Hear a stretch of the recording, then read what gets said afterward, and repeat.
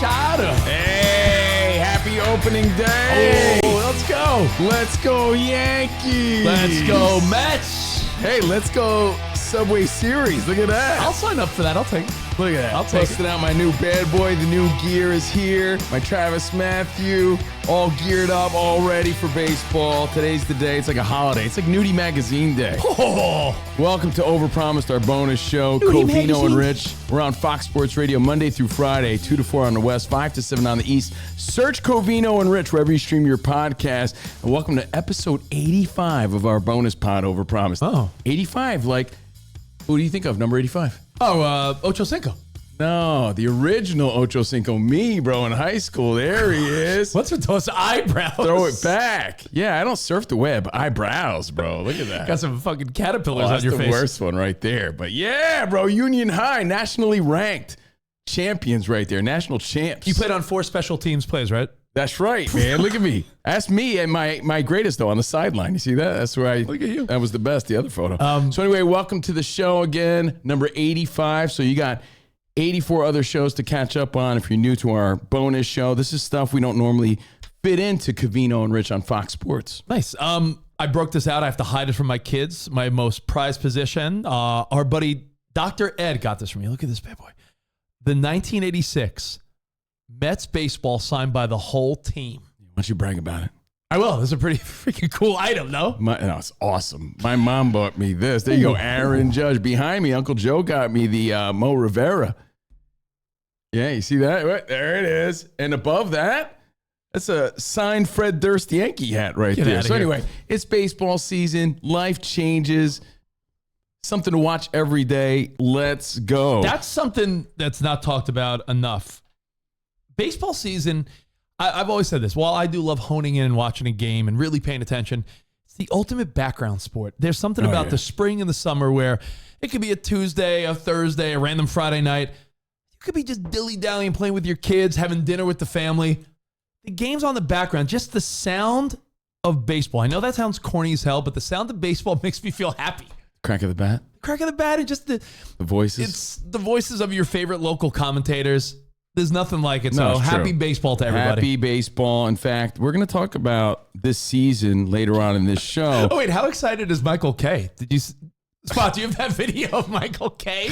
I know the Yankees have just begun their first game. Then they broke a streak where Michael K couldn't call the first game because the Yankees were on ESPN today, right? Exactly. Yeah. I mean, he's dancing. Yeah, he dances to the Yankee music in pure excitement. I'm trying to learn the moves. But later on in the show, we're going to talk about the players that changed teams, and we're going to play a game called On the Road Again. On the Road Do you know Again. the path of some legendary players? Do you know all the teams they played for? Plus, Sweet 16, bro. We're going to talk a little college basketball here on the show. But before we get into anything, We got to watch Michael K dance? I'm hoping you can enjoy Michael K's dance moves because it's opening day.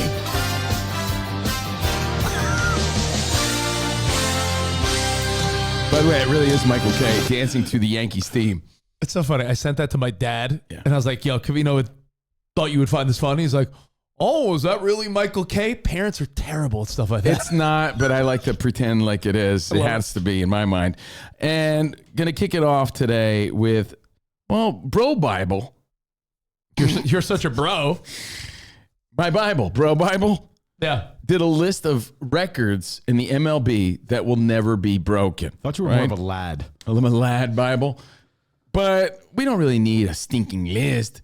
I know the ones that stand out to me. You know the ones that stand out to you. I don't want to look at their list because I know the records that, like you said, click for you. But it makes you think about how much the game has changed, right? And that's why people are talking about this list of records because some of these records seem unbeatable. Like they're going to last forever. All right, give me your 3. I'll give you my 3. Let's see if we agree. In my opinion, and that's the beauty of baseball too, somehow there's always a new record that's broken, but some will stand the test of time. Cy Young, obviously, right? You have to go back in time, but Cy Young, 749 complete games. There's no way, the way the game works today, that you'll ever see anything remotely close. Say that number again? 749 complete games. I would be shocked if a guy had 49 Last year complete games. was a record low. In 2024, the entire season, there was only 26 complete games in The the whole league. league. In the whole league. So no one's going to ever beat that. I mean, we treat players differently. Their investments now. No one's going to throw their arm out the way a Cy Young did back in the day. It's obvious. I understand why, but it's not being broken. The other one that stands out to me, again, for the same reasons, it'll never be broken because people don't play the game this way. Cal Ripken's 2,632 career games, consecutive game streak, will never be broken. Almost got broken by Kevin Costner when he was banging legend. his wife. Is that an urban But legend? again, legend. the current day Iron Horse, Cal Ripken, I that heard record will Kevin stand. Costner was an iron horse, if you know what I mean. Guess what? Only 4 players last year in 2024 do you mean? played a full season, 162 games. Who were they? Do you know? Nick Castellanos of the Phillies, Matt Olson of the Braves, Ozuna of the Braves, and Pete Alonso I was going to say Polar Bear Pete. of your New York Mets. So only 4 players played every game last year. And to think you weren't going to bring him back, the nerve. Could he have done any more? He came in clutch. He played every game. Yeah. Disrespect of Pete Alonso. So Cal Ripken's record, that's never going to be broken. Only 4 players played a complete season last year. And it's an obvious one, but it's not going to happen. I know records are made to be broken, but not the way the game's played. It's changed. It's evolved. Nolan Ryan's 5,714 strikeouts. Oh, I think we can say Nolan Ryan punches landed on someone else's face. I mean, I don't think that'll be broken either. Boom. What was it? 8 on the. I think it's Robin Ventura's 28 consecutive punches on Robin Ventura's dome. But just to give it perspective of current players. Yeah. You know, want to take a guess who has the most strikeouts of current players? I mean, because he's still active, like a Scherzer with He's a up couple there. thousand. I mean, Verlander. I call him Verlander. Oh, you put the emphasis on the land. On the Lander. Verlander, 3,410. Okay. Scherzer, 3,407. So they're very close. When they were both on the Mets, that failed experiment, I Yeah. remember every game they pitched, they would They're still go back and forth. Only 3 separate. All right, who do you think's going to end up with more? Verlander. You think Verlander has more juice? And Kershaw is going for 3,000 this year. He's at 2,968. Oh, Kershaw? Kershaw. But again, Verlander, 3,400. No. He'd be lucky Nolan to get Ryan, I'll he's be at honest, over 5,700 career strikeouts. based That's on not happening. those 2 studs. And by the way, our video guy Spot loves how in baseball, it's just so normal to call guys studs. It's true. I don't know and why. slap him on the ass, too. Hey, what's up, stud? Hey, man. There's- Grown men calling but- other grown men studs. I don't know, It's- but when that's you just hear baseball. 2 studs like Scherzer and Verlander, I think 35 Hundo might be the new like holy shit, because if guys like that played 10, 20 years at an elite level, they're just getting close to 3,500. I don't think anyone will ever get 4,000. No, I don't think so. Like the 3,500 game has is the number changed. now. We understand why, but you got to tip your sweet new powder blue Ocean Yankees hat in honor to the guys who hold these records. Right. They're amazing. I got 3 records. Now, these aren't the obvious ones. I have some that I think are obvious because there are records that will be broken. I'm convinced that the home run record, whether or not you acknowledge McGuire or Bonds or Maris, whatever one you acknowledge, I think a guy like Aaron Judge, if healthy and gets hot, I feel like a guy like that could put up 75. I really do. I think that Especially with the emphasis on home runs and the lack of emphasis on batting average down, emphasis on I on see home what runs. you're So, see, I think something like that will be broken. What won't be broken? I heard our buddy Mad Dog Russo. I brought this up on the Fox Sports radio show yesterday. They talked about if he gives you 180 innings, that would be fantastic. Last year, guys that led the league were just breaking 200 innings pitched. Now, I'm not going back to the 1800s where guys pitched 600 innings, but when we were kids, Phil Niekro, I was born in 1979. That year, Phil Niekro for the Braves threw 342 innings. And he was 20, get this, 21 and 20 because he had 41 games pitched and decisions. Knuckleballers. He played till he was 155 years old, I think. So, yeah, different time. A guy like Phil Niekro throwing more than double the innings you're hoping out of Cy Young candidates this year. So I would say innings pitched is just a thing of the past. Like you're never even going to, and Phil Niekro, by the way, not a record. It just happens to be in recent history. And again, I was looking up some stats, like Dwayne's stats. Great announcer. But did you mention the emergence of middle relief pitchers? Therefore, that's just not how the game is played. I think stats like holds and saves are vulnerable to be broken. Yeah. Right? So, but Unbreakable, how about this one? You gave him props the other day on Fox Sports Radio. A speedster, a guy that seems lightning quick, like Ellie De La Cruz, had half the stolen bases Ricky Henderson had when he had 130 stolen bases in 1980. Ellie De La Cruz led the league last year. I think it was 67. 67? Yeah. Dude, practically half of what Ricky had in the 80s. And we thought last year, like, man, he was a speedster. Do you think he's going to double that number? No way. No, Henderson, that's why he's legend. It's unbelievable. That'll never be broken. And everyone, as you saw, the A's wearing number 24 in honor of him opening day. Congrats. And the Ricky. The last one, it's less of a record, but the last guy to do it, Ted Williams batting 400 with the emphasis. I'm sorry, do you mean the Vato Loco, Ted Williams? I'm sorry, Theodore Williams. There was a story that came out this week. It went viral this week that his mom was Mexican. A lot of people don't know that. No, Vato Williams, yeah. Yeah, Vato Williams. So Vato Williams batting 400. I looked up the guys that got closest, and I you know what's funny? We all remember this. George Brett batted 390. Tony Gwynn took it into the summer. He batted 394 in the 90s. Larry Walker in that elevation in Colorado batted 379, and those guys were close. Nowadays, the Arise and the Arises and the Jeff McNeils, and I'm thinking of the guys, LeMahieu. Guys were leading the league batting 320. Yeah, the idea again, of 400. There's no emphasis on batting average anymore. OPS and I think it was a record low across the league as far as team averages. I think there was some ridiculous thing like around 10 guys batted over 300. Yeah, it's ridiculous. Something So stupid. you know what? I agree. No one's coming. 400. No one's sniffing 400. I don't know if anyone's going to sniff 350. Nah, I agree. So Bro Bible put their list out. Those are the ones that come to mind for us. What comes to mind for you? Say something about sniffing in studs again. Sniffing and studs. You won't even sniff 400 is what I said. Now, besides baseball, let me take a quick moment to tell everyone that the Sweet 16 continues today. Some people say in the NIL ruining the tournament, but then there's other people like our buddy Jared Smith, who lives in Vegas, one of our pals at Fox Sports, was saying, what are we mad that like the better teams are there? Like some people want the Cinderella team. There's no Cinderella this year. So it's just the better teams are winning, and it's like, oh, Cinderella man. team better than the Snow White team. The Snow White stinks. Everybody's hating on Snow White. Spot, you saw a meme, and it was the rules of rooting for college sports and what team and school you root for. And I always found this funny because our buddy Matt, who lives in New York, our pal Nicole's husband, Matt, has a Tar Heels tattoo. Oh. And I'm like, oh, dude, North Carolina, you went there? Chapel Hill? No, he didn't. How do you have a tattoo when you didn't go there? He's like, well, my dad went there and played ball. And I'm like, yeah, but you didn't go there. Imagine having an OU tattoo. This is my tattoo. Spot, did he go to Maryland? I did. But I love Ohio State.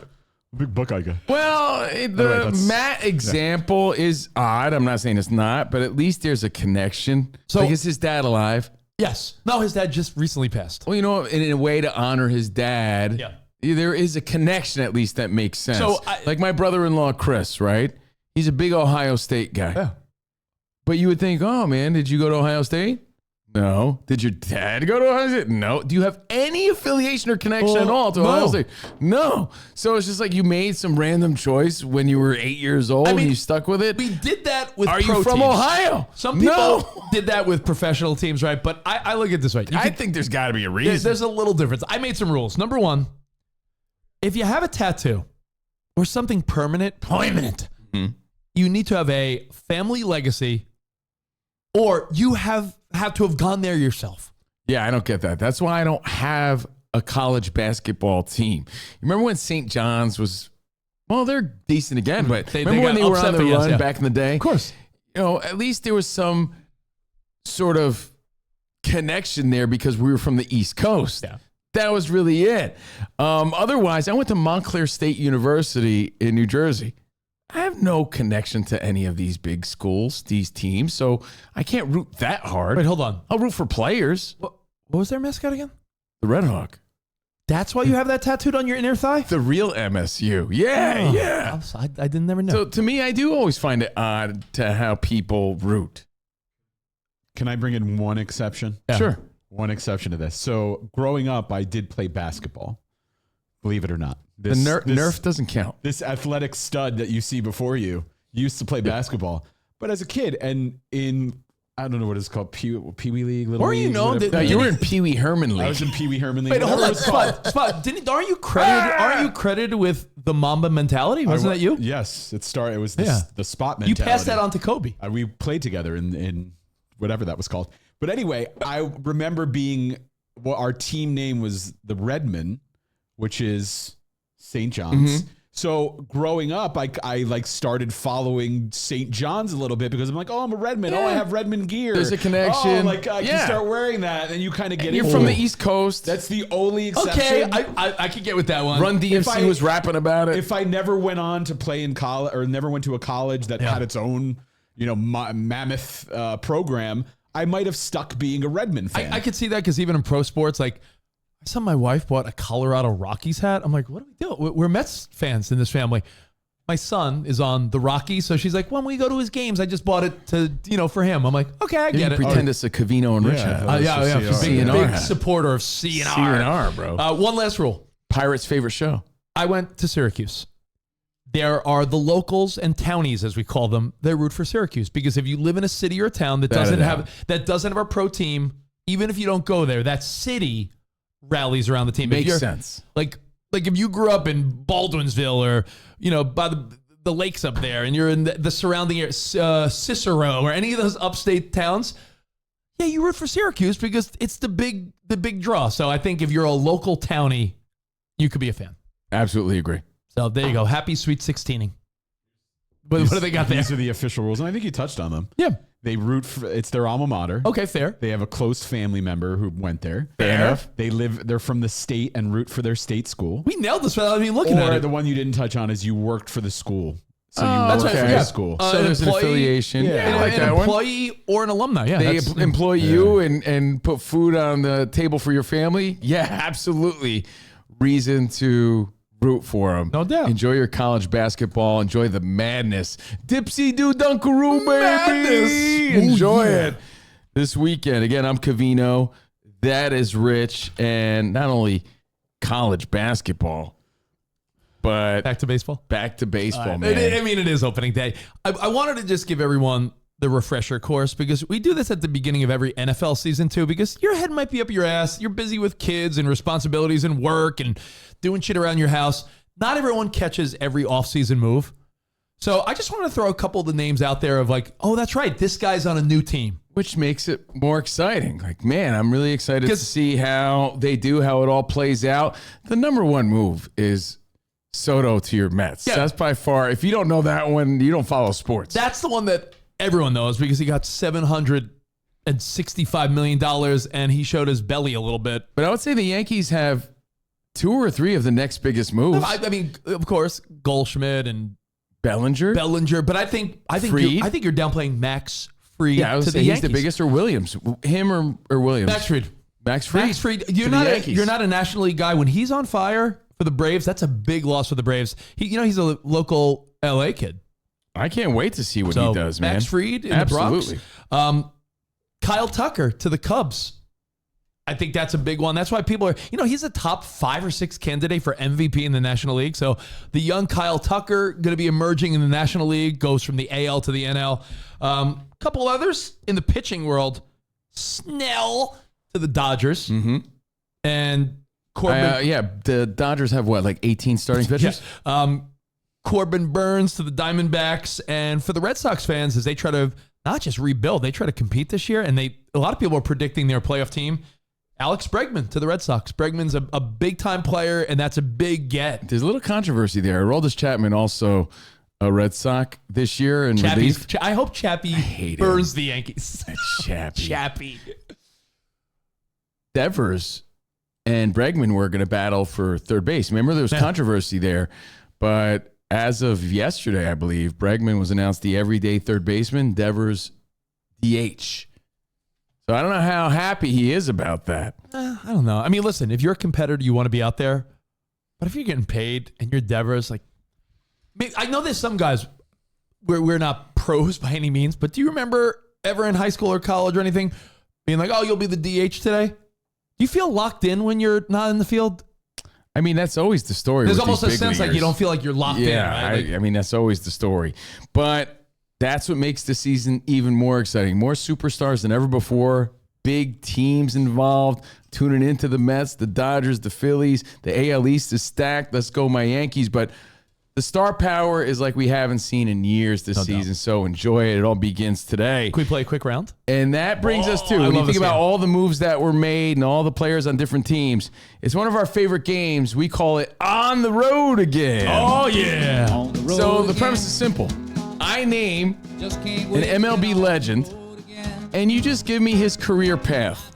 Now, if you really want to nail it, you give it in consecutive order, but I'm not going to hold you to it. All right? Okay. I got so you two just tell me all the teams that he played on. See how many you can get. I got 2 for you. Okay. You got 2 for me. We did not discuss this ahead of time, so this could be a fail or we could impress you. Let's say.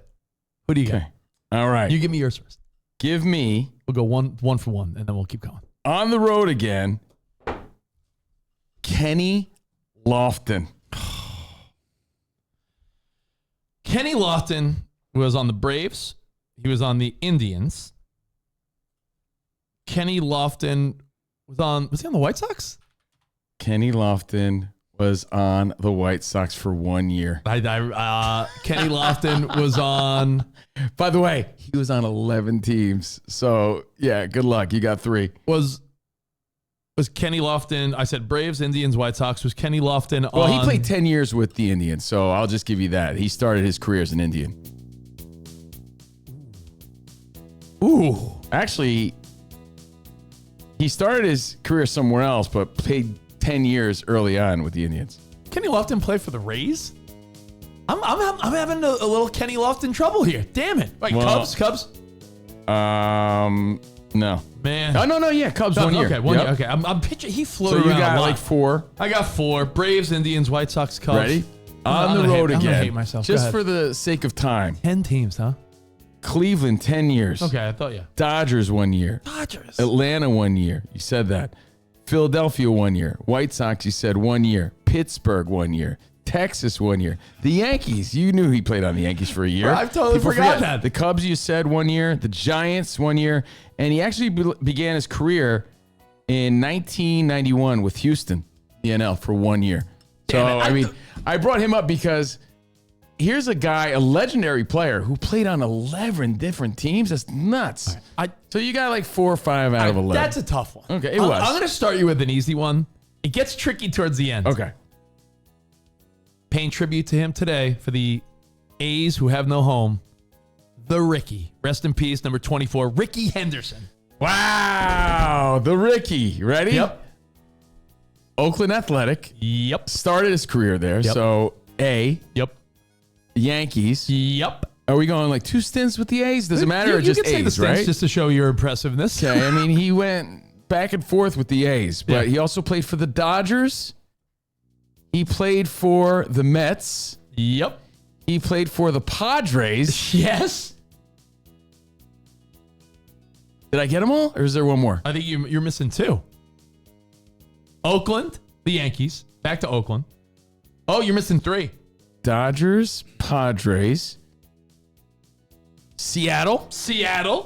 You're missing 2. Wow, 2 more teams? And this is how the game works. You visually picture the player in their uniform. And was he? He was a hired gun for a World Series. Hired gun for a World Series. Blue Jays. Man, I would have never got that. And the Boston Red Sox was his second to last year. The Red Sox, I remember. Blue Jays, I forgot.